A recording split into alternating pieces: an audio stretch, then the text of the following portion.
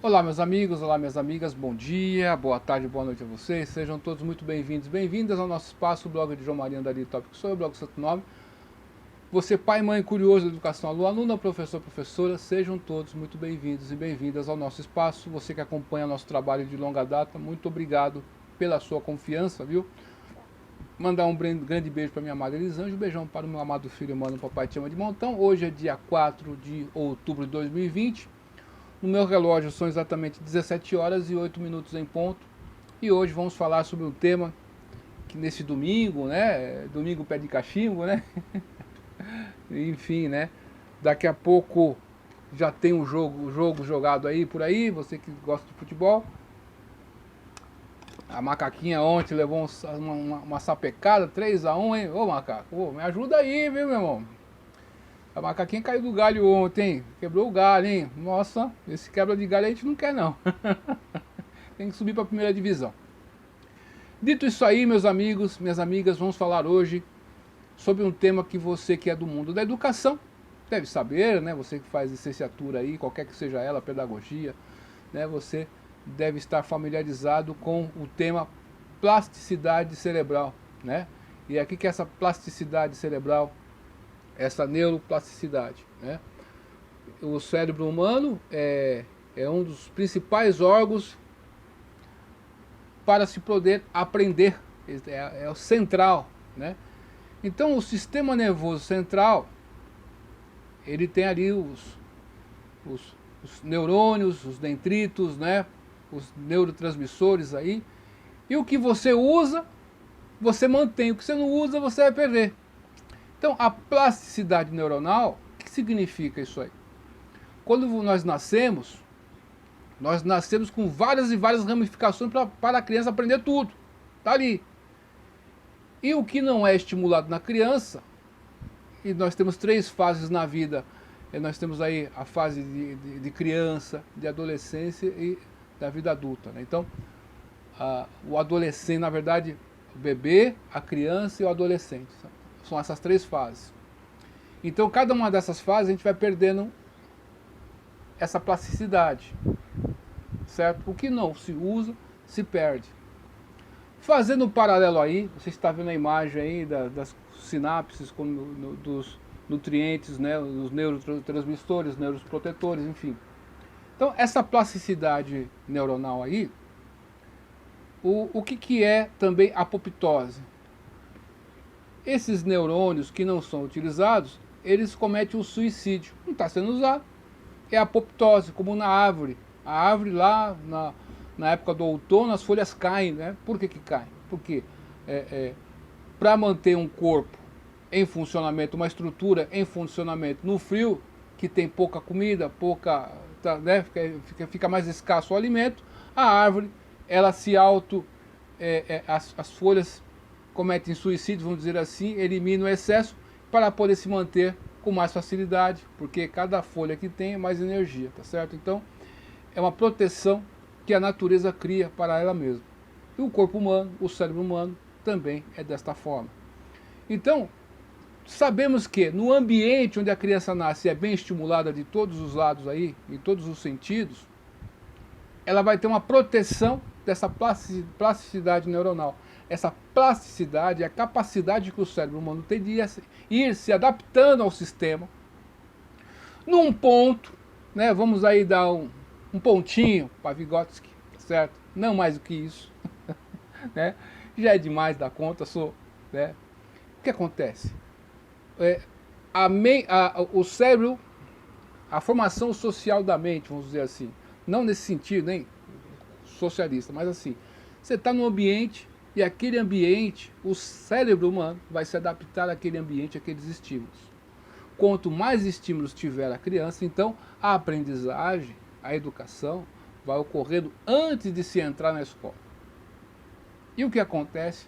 Em lares onde você consegue trabalhar isso, essa plasticidade e dar estímulos para as crianças, seja você pai, mãe ou responsável lendo, você não tem ideia como com a leitura, graças a Deus o MEC, né, está fazendo uma campanha de leia para o seu filho. Isso aí é muito importante. Você não sabe, você não faz ideia de quanto isso é importante, pelo amor de Deus.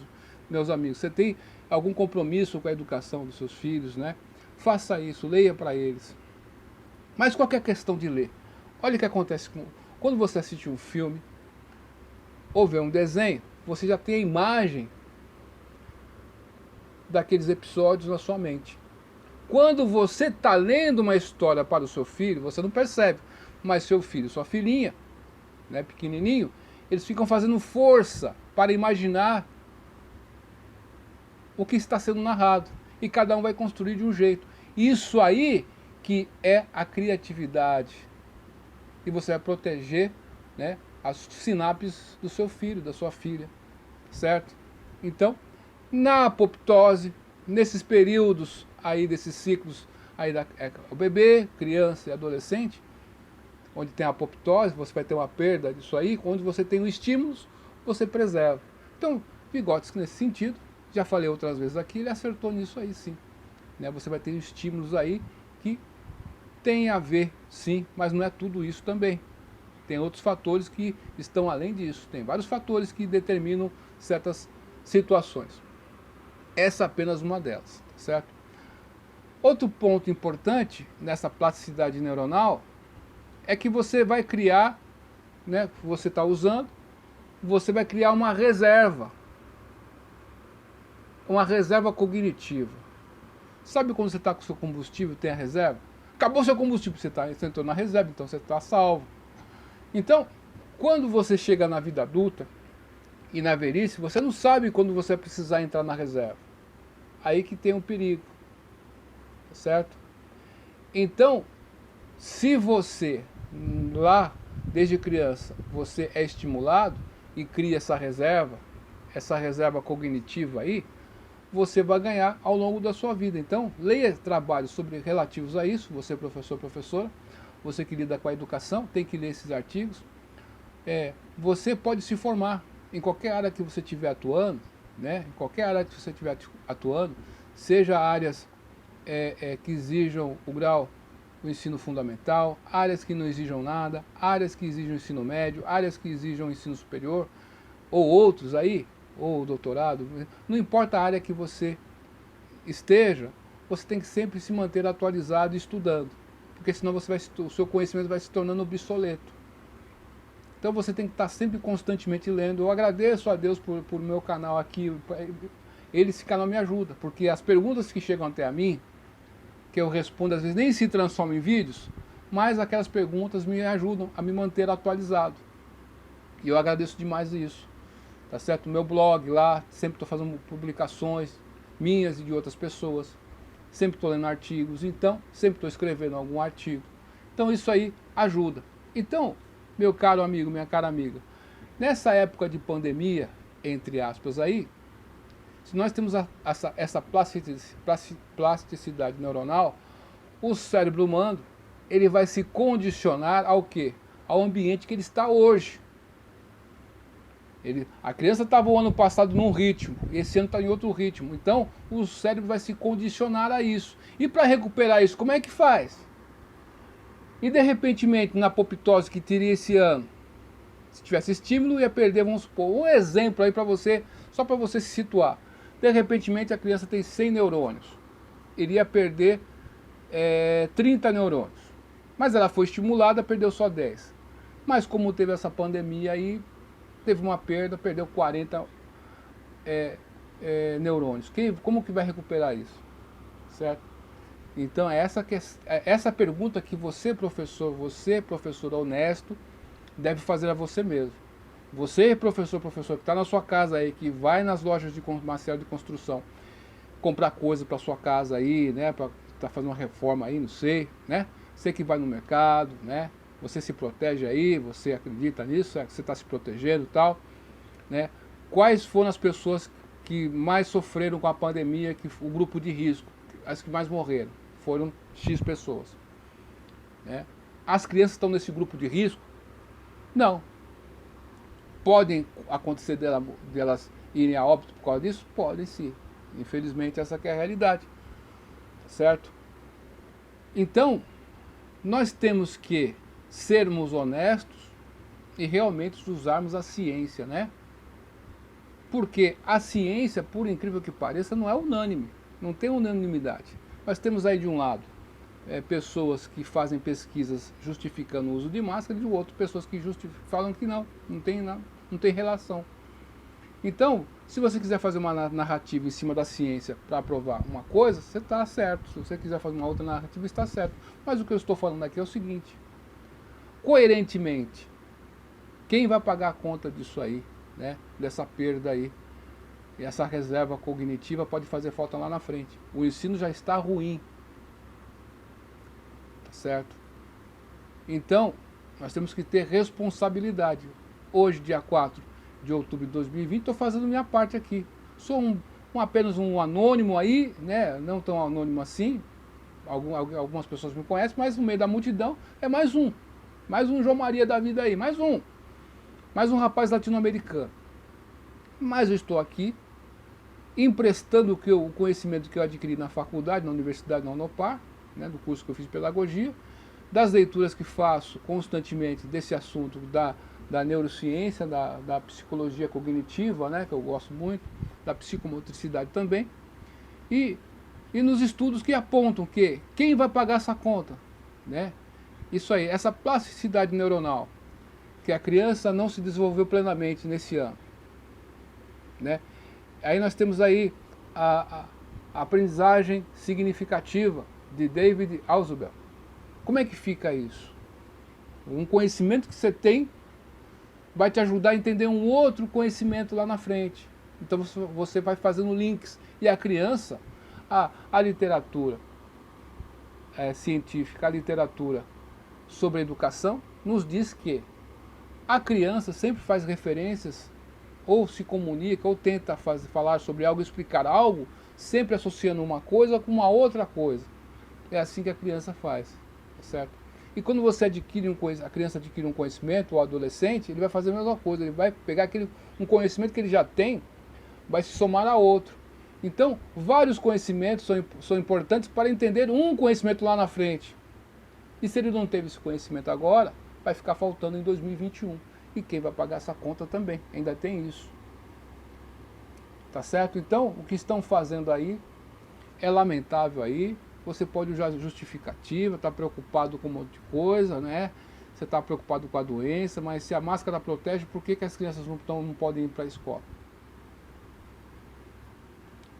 Né? Por que não pode? Nós estamos aí vendo um monte de pessoas histéricas aí, né? Que estão com medo danado. Com razão, a televisão fez o seu papel bonitinho, hein? Vamos falar sério. Então, estão com medo danado.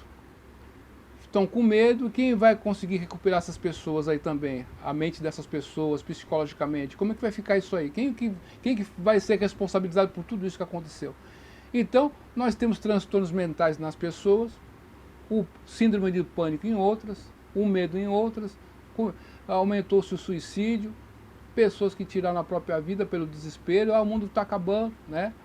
Enfim, essa plasticidade que nosso neuronal aqui vai se perder, né? A criança vai se condicionar a esse novo ambiente, o sistema nervoso central vai se acomodando àquela coisa, essa reserva cognitiva que iria ser maior, fica mais reduzida, e a apoptose vai acontecer, não está sendo usado. Um pouquinho d'água, né, gente?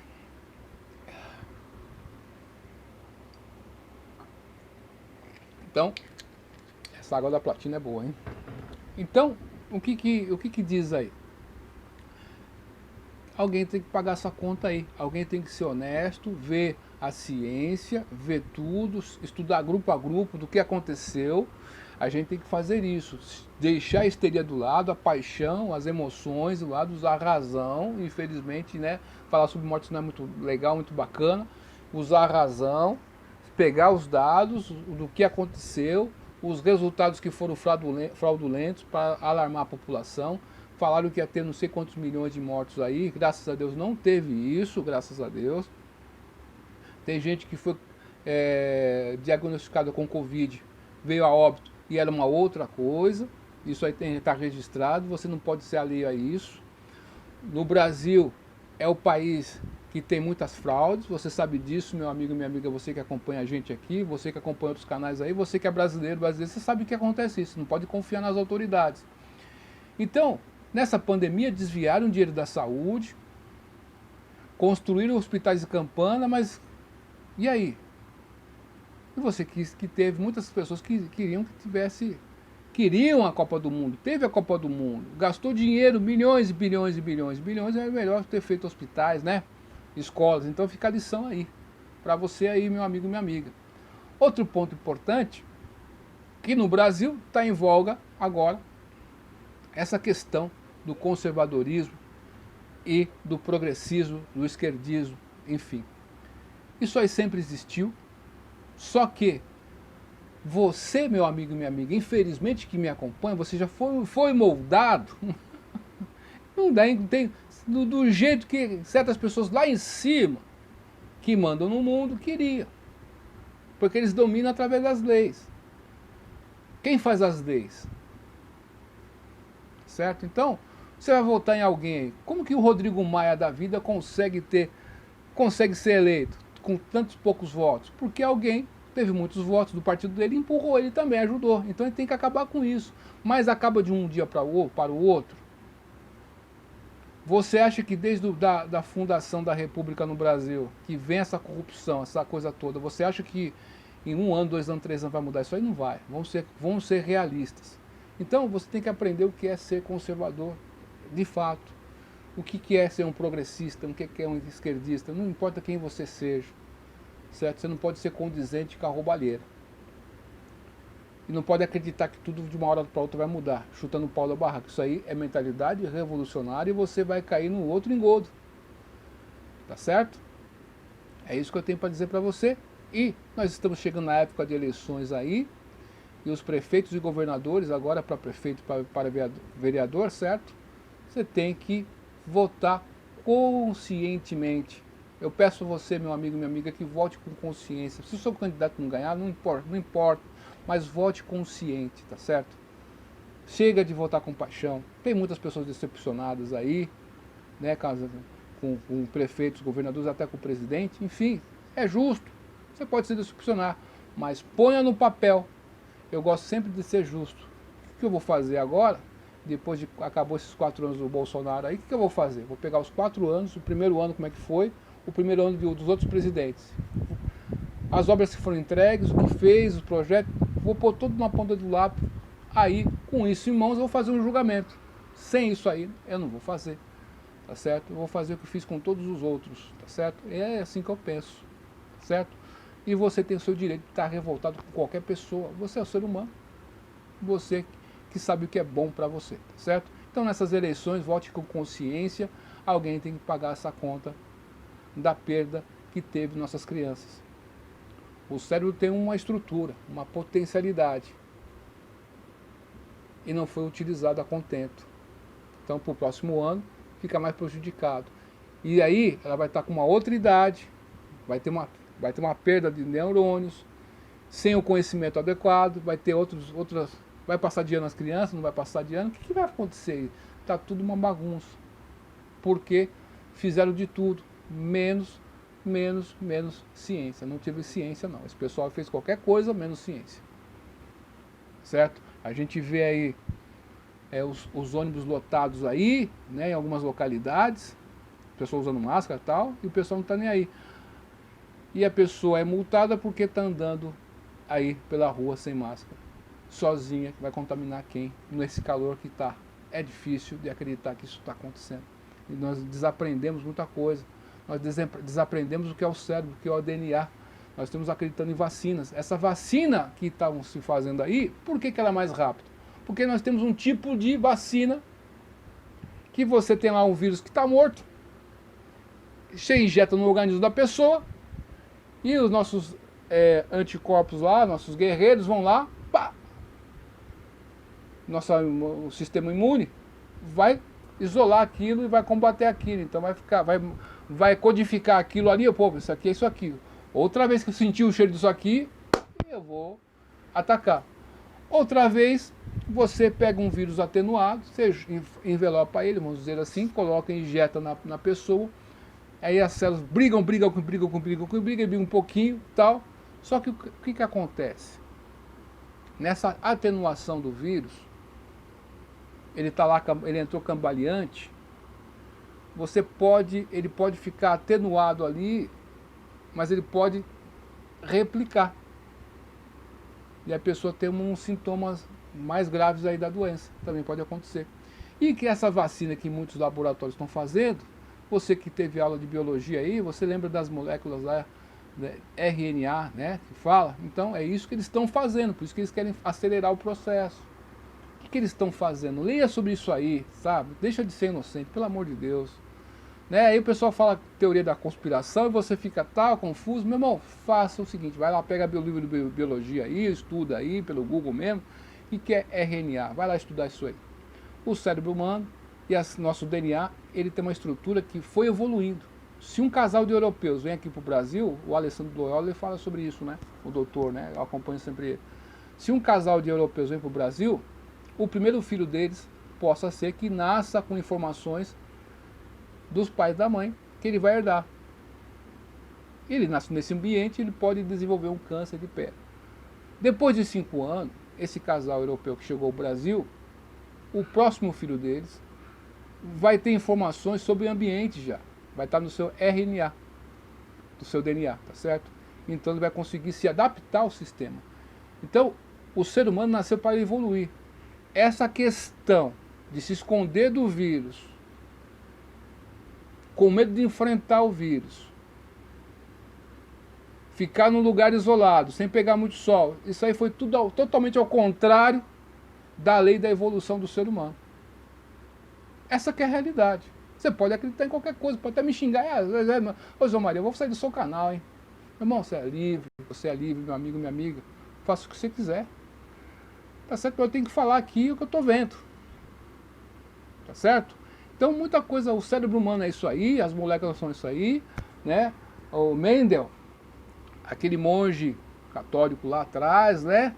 Que estudou as ervilhas ali, ele que é o pai da biologia, vamos dizer assim, né? Lavoisier, porque nas ciências naturais, vamos dizer assim, você tem leis universais, mas em outras ciências não tem uma lei universal, eles estão querendo fazer, mas não tem. Lavoisier, ele veio, o pai da química, ele diz o seguinte, que nada se cria, tudo se transforma, ninguém consegue mudar, é uma lei universal, que em qualquer local que você tiver, vai ser aplicado. Só que tem ciências aí, que infelizmente não é uma lei universal, ela é local às vezes, tá certo? Então, fica atento, né? Nós deveríamos ter pessoas no Brasil que fazem jus a ter um ensino médio, no mínimo aí, um ensino superior, né, para poder orientar a sociedade. A sociedade brasileira precisa de pessoas qualificadas para orientar a sociedade. É assim que deve ser feito. Então você conquistou, pessoas estão ali trabalhando em serviços aí diversos, aí, elas não têm tempo para pensar na política, para pensar na educação. Então tem que ter pessoas qualificadas que estudaram o tema e da ciência para vir dar o seu parecer sobre tal coisa, para ajudar a sociedade na tomada de decisões.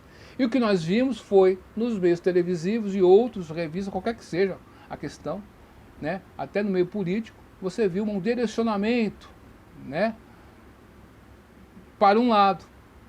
Então, você não tem a discussão sadia, do contrário, do contraditório. Então, você tem aí um jeito de ver, uma narrativa manca. O trem tem o trem ou o metrô, ele anda em 2 trilhos, não é num trilho só. Num trilho só ele vai descarregar. Então, onde só tem um lado só é manco. Tá certo? Então, não importa se você é conservador, de direita, de esquerda, ou você é assim, assado, que você tem que ser honesto. E se você for honesto, você vai sair com certeza de onde você está. Você vai sair, você vai acordar para a vida. Você vai acordar para a vida e você vai ver que se você tirar as paixões, se você observar, buscar conhecimento, buscar informações, né?